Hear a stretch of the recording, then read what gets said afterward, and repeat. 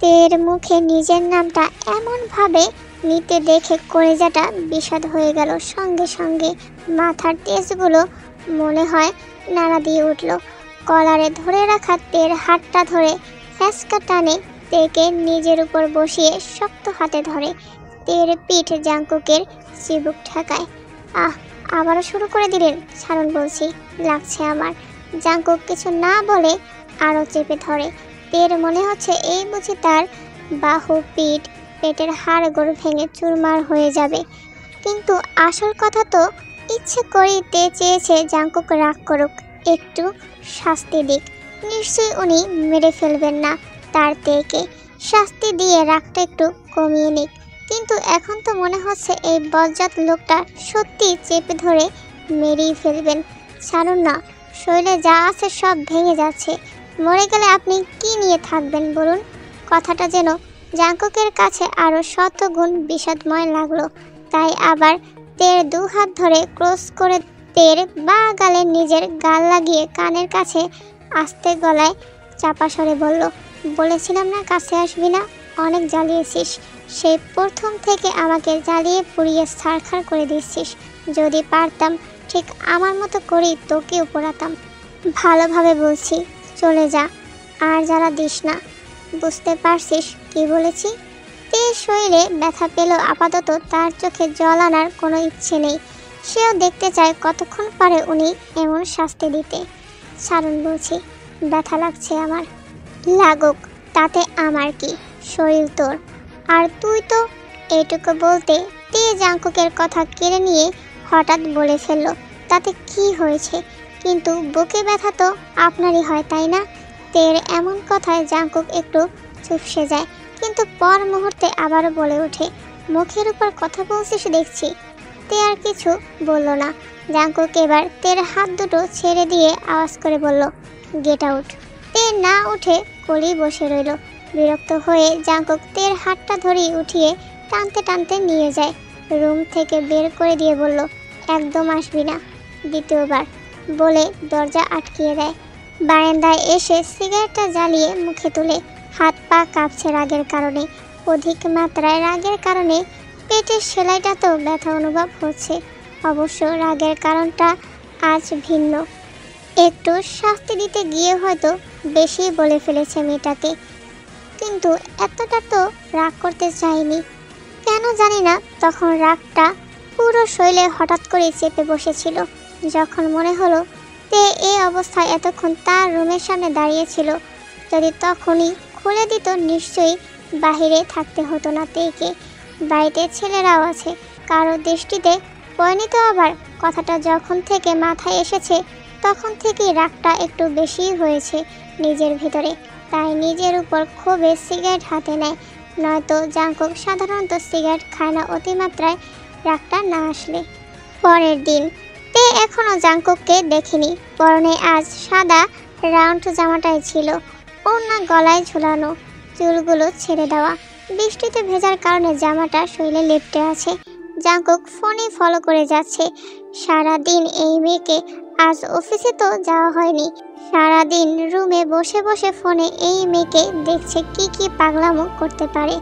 Jungkook এখানে আসতো না, বাধ্য হয়েই আসতে হয়েছে এক প্রকার। বৃষ্টিতে যে ভিজলে এই মেয়ের জ্বর উঠবে, এই মেয়ে কি জানে না? তাহলে কেন এখনো ফিরল না? দুদিনই এত শোক পালন করছে। আর আমাকে যে 3টা বছর করিয়েছে এই মেয়ে, এটার হিসাব করেছে? তখন তো এসব কিছুই ভাবেনি। এই মেয়ে নিজের মতো চলেছে, যা ইচ্ছা করেছে। কখনো একটু মনে করেছে? করেনি তো। তবে সে কেন চেষ্টা করেও পারছে না? জাঙ্কুক গম্ভীর কণ্ঠে বলল, ওখান থেকে আসবি নাকি মার খাবি? জাঙ্কুকের গলা শুনে তে ভয়ে কেঁপে উঠে ঘুরে তাকায়।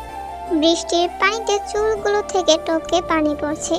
তেকে এতটা স্পষ্ট অবলোকন করা যাচ্ছে না দূর থেকে। জাঙ্কুক একটু চেঁচিয়ে বলল, মার খাওয়ার ইচ্ছে হয়েছে আবার তোর? ভালো চাইলে এক্ষুনি চলে আয়।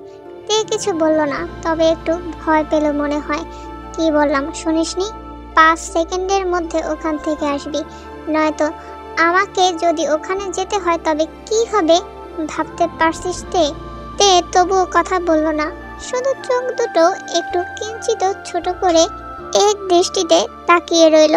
তের হেলদোল না পেয়ে জাংকুকের যে রাগ উঠেছে সেটা স্পষ্ট বোঝা না গেলেও কপালের ফুলে ওঠা নীলচে আকারের রগগুলো জানান দিচ্ছে এই মেয়ে কখনো তার বাধ্য হবে না, কখনো না। কথার মূল্য দিতেও জানে না এই মেয়ে, শুধু শরীর খারাপ করুক একটু, তারপর এটাকে এমন হাল বানাবো কখনো ভুলবে না। ভালোভাবে বললে তো শুনবে না এই মেয়ে। কথাগুলো ভেবে জাংকুক আর এক সেকেন্ডও দাঁড়িয়ে না থেকে দ্রুত পায়ে তের কাছে যেতে লাগলো।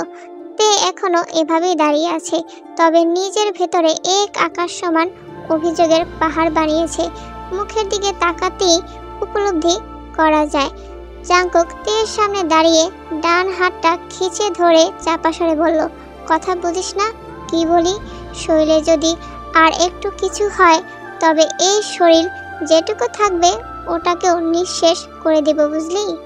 কথাটা শেষ করে জাংকুক তেকে নিয়ে যাওয়ার জন্য পা বাড়ায়, কিন্তু তে জায়গায় ঠায় দাঁড়িয়ে থাকে শক্ত হয়ে।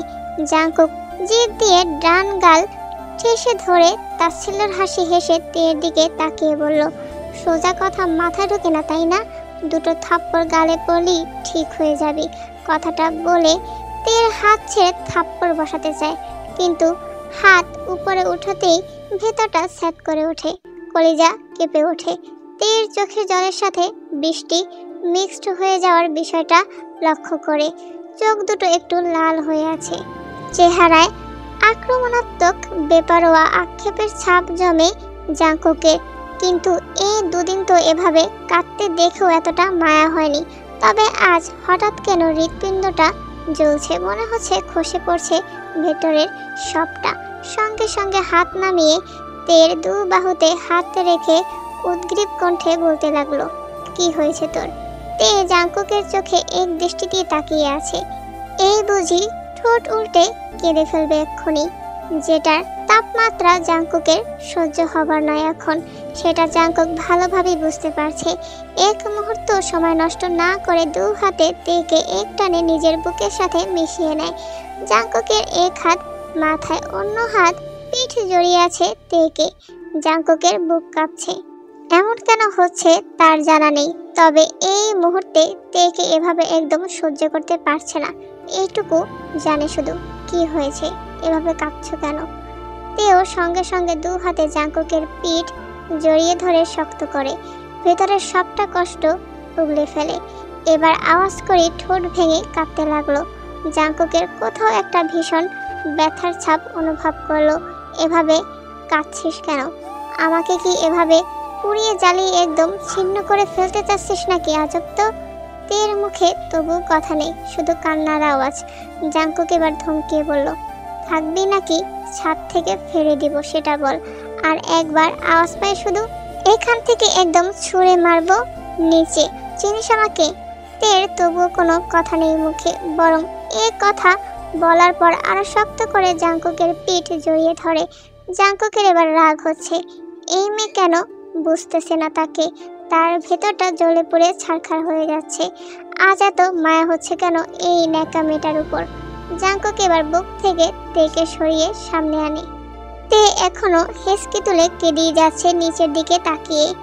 জাংকুক এবার জোরে ধমকিয়ে বলল, চুপ, একদম চুপ। আর একটু আওয়াজ করলে কি করব? তুই এইটুকু বলতেই ছাদের দরজার কাছ থেকে আওয়াজ আসলো, হয়তো কেউ আসছে উপরে। জাংকুক সেদিকে এক পলক তাকিয়ে আচমকাই তের ডান হাতটা ধরে চট করে নিজের পেছনে নিয়ে আসলো। তে ঠিক বুঝলো না, তবে সামনে আসতে চাইলো, কিন্তু জাংকুক দু হাতে পেছনে তেকে শক্ত করে ধরে আছে, যার কারণে তে আসতে পারছে না। তুই এখানে কি করছিস? আমি সত্যি দেখছি তো জীবন জাংকুকও আজকাল বৃষ্টি পছন্দ করছে। সায়ুনও দরজার সামনে দাঁড়িয়ে জাংকুককে এমনভাবে দেখে বেশ মজাই পাচ্ছে, আর মজা করেই প্রশ্নটা তুলল। জাংকুক শুধু কপাল কুঁচকে তাকিয়ে আছে, শরীরে কালো শার্ট ভিজে পুরো বডি স্পষ্ট। এমনভাবে কখনো জাংকুককে দেখেনি সায়ুনও।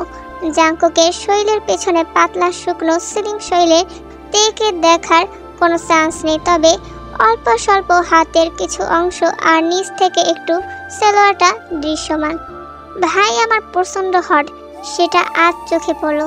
কিন্তু তোর পেছনে কে? সাইনো একটু তীক্ষ্ণ দৃষ্টি ফেলে তাকিয়ে মুচকি হেসে বলল, ও ভাই আমার রোম্যান্স করছে বৃষ্টিতে ভিজে, সেটা বললেই হয়। কিন্তু তুই এত রোমান্টিক কবে থেকে হলি রে, সেটা বলবি? জাংকুকের মোটেও পছন্দ হলো না কেউ তাকে নিয়ে তার অভ্যাস নিয়ে কথা তুলছে, কিন্তু বউয়ের জন্য এটুকু সহ্য করাই যায়, তাই চুপ থাকলো। তোকে বললাম জায়গা ছাড়তে। ভাই আমার লজ্জা পাচ্ছে নাকি? আমি তো জানতাম মেয়েরা লজ্জা পায়, এখন তো দেখছি। জাংকুক গম্ভীর গলায় বলল, একদম রাগানোর চেষ্টা করবি না। ওকে ওকে ভাই, চালিয়ে যা। তোর ছেলেকে আমার মেয়ের জন্য বরাদ্দ করে রাখলাম। অতঃপর সায়নও চলে যায়। এদের সময় অসময় নেই কিছু। কথাটা ফিস ফিস করে বলি তেকে ছেড়ে দেয়। তে ছাড়া পেয়ে জাংকুকের শক্ত হাতের স্পর্শ জায়গাগুলোতে ঘষতে লাগলো। জাংকুক তের দিকে ফিরে বলল, ব্যথা পেয়েছো? তে চুপচাপ দেখে দেখে হালকাভাবে স্লাইড করে যাচ্ছে। জাংকুক আশমিক তেকে দু হাতে কোলে তুলে নিয়ে সামনের দিকে হাঁটা ধরে। তের কাছে বিষয়টা ধোঁয়াশার মতো লাগলো, কিছুই বুঝলো না। না চাইতেও জাংকুকের গলা পেঁচিয়ে ধরে দু হাতে। সেকেন্ড কয়েক পর নিজের অবস্থান বুঝে নামার জন্য ছটফট করে বলে, নামিয়ে দিন আমায়। কি করছেন? জাংকুক বিরক্ত হয়ে কপাল কুঁচকে তের দিকে তাকাতেই তে একদম শান্ত হয়ে যায়। সে সিঁড়ি অবধি পৌঁছে চারদিকে একবার চোখ বুলিয়ে আবার হাঁটা ধরলো। তেকে নিজের রুমে নিয়ে ডাইরেক্ট ওয়াশরুমে নামিয়ে দিয়ে বলল, আমি ড্রেস এনে দিচ্ছি, ওয়েট। তারপর কভার থেকে এক সেট জামা নিয়ে তের সামনে ধরে। তে শাওয়ার নিয়ে বের হয়ে চেঞ্জ করে একটু হালকা পরিপাটি হলো। তবে এই মুহূর্তে তার আগের থেকে হলেও মনটা হালকা হয়েছে। কিন্তু ওনার সাথে মন খুলে কথা বলতে ইচ্ছে হচ্ছে ভীষণ। কাল ছেলেপক্ষ আসবে চাচাজান বলল, কিন্তু এটা তো থামাতে হবে। আচ্ছা সত্যি ওনার রাগ ভেঙেছে তো, নাকি কান্না থামানোর জন্য শুধু এমন করেছিল? যেমনটা সেদিন শুধু আমার জীবন বাঁচাতে সেখানে গিয়েছিল, অথচ আসার পর কথা বলেনি। কথাটা ভাবার মাঝেই আশমিক কারো খাটে ওঠার শব্দ পেয়ে পেছনে তাকালো। তখনই কেউ পেছন থেকে জড়িয়ে ধরে। তে আশমিক ঘাবড়ে গিয়ে চেঁচিয়ে উঠবে কেবল, কে আপনি বলি আবার নিজের মুখ নিজেই চেপে ধরি, কারণ এই স্পর্শ আমার পরিচিত, খুব পরিচিত। একবার নয় হাজারবার এই শৈলের ছোঁয়া লেগেছে আমার শৈলে। এই আরামপ্রিয় উষ্ণতা বক্ষের ঘ্রাণ কি ভোলা যায়? শতবার যেখানে লজ্জায় মুখ লুকিয়েছি, কিন্তু এগুলো ভাবার মধ্যেই আবার ভয় হলো নতুন কোনো শাস্তি না আবার দেয়। তখন এভাবে বলার পরেও বৃষ্টিতে ভেজার কারণে খোদা মালুম জাংকুকের শৈলের গরম তাপ তের শৈল স্পর্শ করে। এটা জ্বরের কারণে নয়। বৃষ্টিতে ভেজার পর সাধারণত শরীর হালকা গরম হয় সবারই। তের পিঠ জাংকুকের বক্ষ স্পর্শ করে। মনে হয় শাওয়ারটা মাত্রই সেরেই শার্টটা কোনো রকমে পরে এসেছে, কারণ সবগুলো বোতাম এখনো লাগানো হয়নি। দুজনের নীরবতায় এভাবেই কিছুক্ষণ কাটে। তের কাঁধে জাংকুকের চিবুক রেখে চোখ বন্ধ করে আছে। তেও জাংকুকের বুকে এভাবে পিঠ ঠেকিয়ে চোখ বন্ধ করে চুপ করে আছে। হ্যাঁ, সত্যি খুব প্রশান্তিময় এই উপভোগ। এই স্থান বড়ই শান্তিপ্রিয়। নীরবতা কাটিয়ে জাংকুক কোমল কণ্ঠে বলল, খুব বেশি কষ্ট দিয়ে ফেলেছি? তে এবার চোখ খুলে জাংকুকের থেকে নিজেকে ছাড়িয়ে সামনে ফিরতে চাইল, কিন্তু জাংকুক এভাবেই শক্ত করে ধরে আছে। তেকে ফিরতে দিল না। তে বুঝলো জাংকুক এভাবে থাকতেই চাচ্ছে, তাই বাড়াবাড়ি করলো না। খুব বেশি বকে দিয়েছি? অনেক কষ্ট পেয়েছো? তে কিছু বলল না। উত্তর দাও। তের চোখে জল ছলছল করে ওঠে, কিন্তু স্থান পেরোয় না জল। কথা বলো। তে চোখ মুছে বলল, আপনি খুব বাজেভাবে সবার সামনে অপমান করেছেন, মিথ্যে বলেছেন। জাংকুক এবার তেকে ছেড়ে দিয়ে নিজের দিকে ফিরিয়ে কপাল কুঁচকে তের গালে আলতোভাবে দুহাত রেখে বলল, তুমি আমার থেকে 3 বছর দূরে থেকেছো, যার প্রতিটা মুহূর্ত হিসেব করে দেখো তোমার 2 দিনের থেকে কত হাজার গুণ বেশি হয়। তে এবার জাংকুকের চোখে চোখ রাখে। তের গাল থেকে হাত সরিয়ে চোখ থেকে চোখ অন্যদিকে ফিরিয়ে বলল, এভাবে তাকাচ্ছ কেন? মিথ্যে বলেছি? দেখো, আমার থেকে দূরে গিয়ে তুমি মোটেও ঠিক করোনি। যদি আমি পারতাম এই 3 বছরের প্রতিটা মুহূর্ত তোমাকেও বাজেভাবে ফিরিয়ে দিতাম, কিন্তু কিন্তু পারবেন না, তাই তো আমি জানি, কারণ আপনি আমায় ভালোবাসেন। জাঙ্কুক এবার কপাল কুঁচকে গলা চেঞ্জ করে বলল, তোকে কে বলেছে আমি বলেছি ভালোবাসি? আর এসব আজগুবি ভালোবাসা বলতে কি বোঝাতে চাচ্ছিস? একদম মিথ্যে কথা বলবেন না আপনি। তাহলে বিয়ে করেছেন কেন? জাঙ্কুক এবার তের থেকে একটু দূরে সরে গিয়ে মৃদু হেসে ঠোঁটের কোণে লুকিয়ে বলল, ফালতু কথা ছাড়, তোকে আমি কেন বিয়ে করতে যাব? জাঙ্কুকের মুখের রিয়াকশনের অবস্থা দেখে তের বেশ মজার মনে হলো। ঠোঁট কামড়ে হাসি লুকানোর বৃথা চেষ্টা নিয়ে বলল, তাহলে এমন করে আমার কাছে আসেন কেন বারবার? জাঙ্কুক ডোন্ট কেয়ার ভাব নিয়ে বলল, কাছে আসার জন্য কি বিয়ে করা লাগে নাকি? আশ্চর্য। বলে ঠোঁটের এক সাইড একটু বাঁকালো। তার মানে কি আমি পরপুরুষের সাথে এমনভাবে মেলামেশা করেছি? তের কথাটা শুনে জাঙ্কুকের মুড মুহূর্তেই চেঞ্জ হয়ে গেল। সঙ্গে সঙ্গে চোখ দুটি লাল হয়ে আসলো। ঘাড়টা একবার দুদিকে ঘুরিয়ে চাপা স্বরে দাঁতে দাঁত চেপে তের কাছে এসে গালে এক হাতে চেপে শক্ত হাতে ধরে বলতে লাগলো, মুডটা নষ্ট করিস না, নয়তো তোর জন্য ভালো হবে না। শোন, এই সম্পর্কের মাঝে ইউ অ্যান্ড মি, এই দুইটা শব্দের মাঝে ম্যারেড শব্দটা কিছুতেই বাধা হতে পারে না। বিয়ে করলেও তুই আমার, না করলেও তোকে আমার কাছেই থাকতে হবে, বুঝলি কি বললাম? এই দুইটা শব্দ কোনো কিছুর জন্য আলাদা হতে পারে না। So two word is two word. তৃতীয় কোনো কারণে যদি এটাকে আলাদা করতে হয়, তবে ওই তৃতীয় জিনিসটাকে আমি মানি না। আর পরপুরুষ শব্দটা আমি ছাড়া পৃথিবীর সব পুরুষের পাশে বসাবি, ওকে? কথাগুলো একটানা বলে থামলো জাঙ্কুক। তে ভাবতেও পারেনি এই হাসিখানা সুন্দর মুহূর্তটা এভাবে নষ্ট হয়ে যাবে একটা কথার কারণে। সে তো এমনিতেই বলেছে